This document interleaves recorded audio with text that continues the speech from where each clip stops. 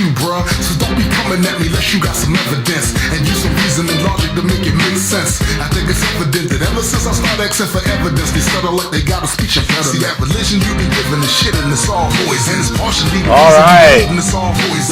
Welcome to the Atheist Experience. We are live. Today is Sunday, March 6, 2011, and as you notice, not only did we not have the standard super graphic-y intro, if you're watching the video, we had completely different music to start off with. That's from Landon Tombstone Taylor. And welcome, I'm Matt Dillahunty, hosting the Atheist Experience. Tracie Harris joining me this week. Howdy.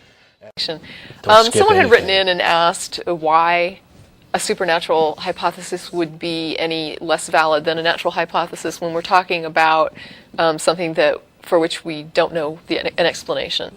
Isn't that just like saying, why is a magical hypothesis any less valid than a non-magical one? Correct, yeah, that's what they're asking. And basically they're saying, wouldn't the fact that you don't know what caused something mean that anything goes, and that anything is as valid as anything else? And yeah, we did address that, I think, with the transcendent dice model at one point, but I'll go ahead and just give the explanation that I gave, because when I gave this explanation, the person actually wrote back and said, thank you, it helped a lot. Mm-hmm. So I was a little surprised. Generally, when people are thinking that a supernatural explanation would be as good as a natural one, you will get an argument even when you explain it. So to hear somebody actually come back and say, that explained it and I understand it now and thank you very much, I was just like, okay, maybe this was a good explanation.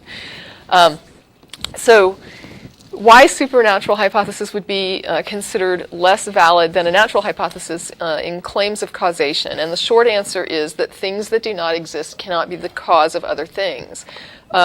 This is not a claim or a statement that supernature does not exist. It's a statement that asserting, it's not a statement that supernature does not exist. It is a statement asserting that in order for anything, including supernature, to be put forward as a valid cause, that thing must at the very least be existent. Right. I mean, it's something that we all agree on. If a thing doesn't exist, it can't be a cause of other things. If it does exist, it can be a cause of other things. It's just merely a baseline.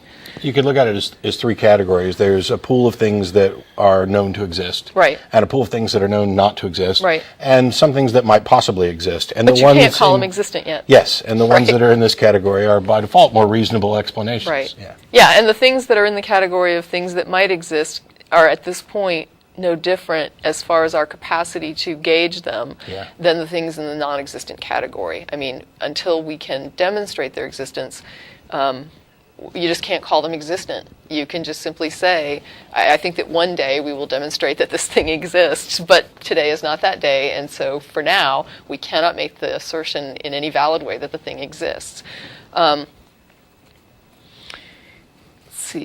Nature is known to exist, and if we wish to posit supernatural explanations, we then compound a problem by putting forward an explanation that then requires a demonstration. So, in other words, to make our supernatural explanation even begin to be valid, we need to find a way to demonstrate that there actually is such a thing as supernature. And we also have to show that it can do what we're claiming it can do. So until we examine supernature, we can't make any valid assertions about what supernature is or what it does in the way that we can about nature. So with nature, we can demonstrate that it does certain things. We can postulate that it does certain things based on what we know about it and what we observe about it. But with supernature, you can't even know what it's doing. You can't make a valid claim of what it does. You can't postulate what it might do because you don't know what it is. You don't have information about it. So there's no way to speculate even. Well, you're speculating, but you're speculating based on nothing, as opposed to when you speculate about what nature might be able to do, you're speculating based on at least a base set of information that you've got. So you know something about it, and you can then make leaps of where it might be able to go based on what you know about it. Where but supernature is just a big black hole. There's no valid means of asserting anything. And when we've talked about this before, one of the kind of examples I use is that we tend to explain things in terms of other things that we understand or that are at least reasonably understood. And so if you've got something that is in the category of unknown or not demonstrable or untestable, then you're essentially trying to solve a mystery by appealing to another mystery. Yeah, and this is that statement. It's just sort of expounding on that. Mm-hmm. But what I summarized it as is we have an unexplained event X. and we have nature that can be examined to see if it can do what's required to achieve X.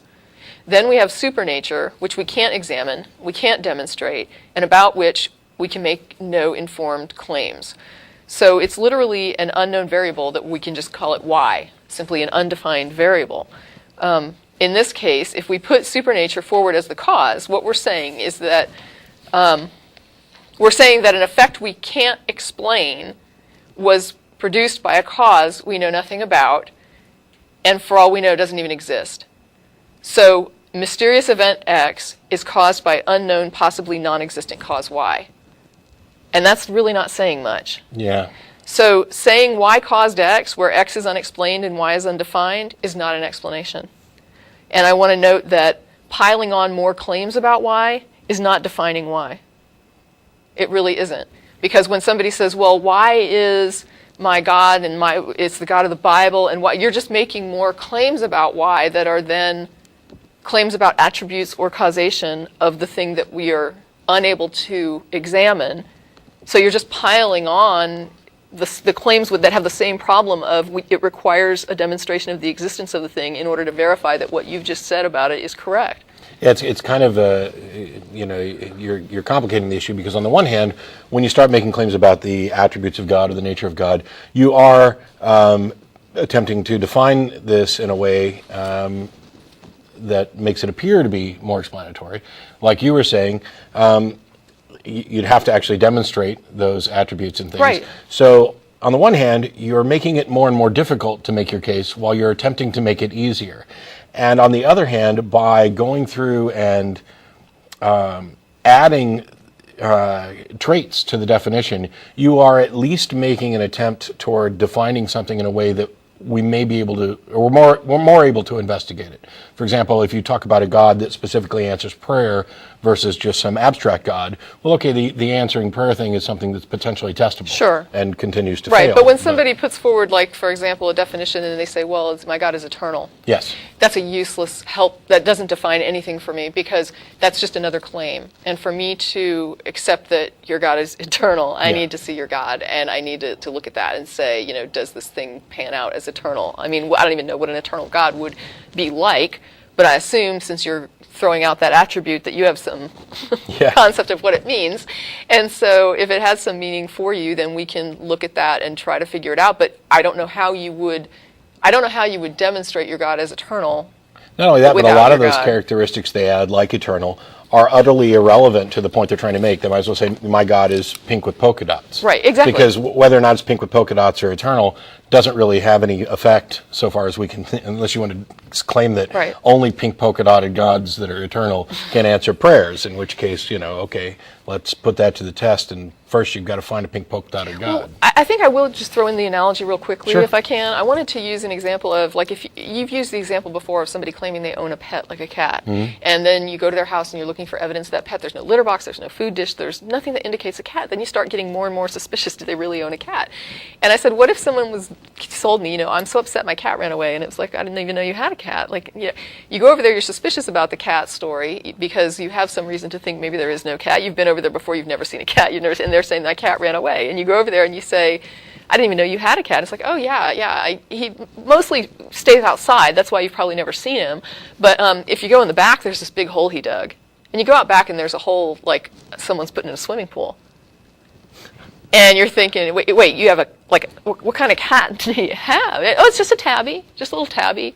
Oh, did you see that oak tree that was knocked down in my front yard? Yeah, I was going to ask about that. Well, yeah, when he was running away, he hit the oak tree and just knocked it down, like splintered it like a toothpick. Okay, well, I know what a cat is. Yeah. And they're telling me it's a common cat. It's not some bizarre, not a tiger that tried to climb your oak tree and knock. And so knowing what a cat is, I can examine reach into my head and say, what do I know about cats? Their size, their capacity for destruction. Would a cat dig a hole the size of a swimming pool and knock down an oak tree like it was a toothpick? No. So examining what you're claiming as the cause allows me to make a judgment about what you're claiming and come to the conclusion that this can't be correct. But if you tell me that your pet dragon dug that hole and your pet dragon knocked those trees down, well, I might buy into the idea that a large animal could explain knockdown trees. But without some evidence that you have a dragon, I don't know how to assess the claim that you have a dragon and that dragon digs giant holes and ran away and knocked down your oak tree. Yeah, on the one hand, it is more plausible within the limited definition that we have for dragon that a dragon could knock down a tree and dig a swimming pool hole than a little cat. Right. But that doesn't make the explanation any more plausible because there's absolutely no demonstration that any such thing exists. And let's say that I go into the front yard and I say, these trees are just literally knocked down. Like, this isn't, you can tell it wasn't hit by lightning, it's not burned, and I can see that it wasn't, chainsawed down. There's no clean cut to this thing, and I honestly don't know what would blunt force an oak tree down. It still doesn't convince me that you have a dragon. Yeah. And the fact that I can't on the spot explain what happened to your oak tree doesn't convince me that you own a dragon. And it doesn't convince me that your claim of causation of that dragon is correct. And this is part of, I think, what gets me about argument from ignorance, is the idea that if I can't explain those trees, that means your dragon story's true. And it's like, no, it really doesn't. Yeah. It really doesn't. It means I have trees that are knocked down, I don't know how it happened, and I have somebody claiming it's something that I'm not even sure exists. And so I have a mystery on my hands, but I'm certainly not looking at that as evidence that a dragon exists. Yeah, and that's something that comes up quite a bit, even in emails. You've had emails to this effect, and so have I. We've talked about them before in the past. By the way, argument from ignorance, we're not, for clarity, it's not that you're stupid. It's a particular logical fallacy that assumes that an explanation is correct as long as it hasn't been disproved or an alternate explanation hasn't been proved. And we get emails from people saying, well, I understand what you guys are saying and you seem reasonable, but I had this thing happen to me 23 years ago, and can you explain this? No. Or can you explain it in any way other than God? I could probably come up with something, but I have no idea what the explanation for that is. I'm not even sure that it happened in the way that you're reporting it, because it's 23 years ago and you were 7 and your memory is not exactly pristine. Some of the things that I've done to 7-year-olds with magic tricks and stuff, they're going to misremember. Right. And 23 years later, I walked on water instead of just drinking it. But the fact that we get so many of these where people, they feel justified. It's that old adage about the conclusion is the point where you stopped thinking. You stopped investigating, you stopped looking for other explanations, you gave up and you said, this is just unexplained, I can't come up with anything, but this guy says that it was because of God, and you know what, screw it, that's a good enough explanation for me, so I'm just going to go with it until somebody proves me wrong. And you feel reasonable. You're wrong, you are not in any way being reasonable. What you are doing is ending your frustration at not knowing with a pacifier. Right. And I wanted to point out, too, that the argument from ignorance,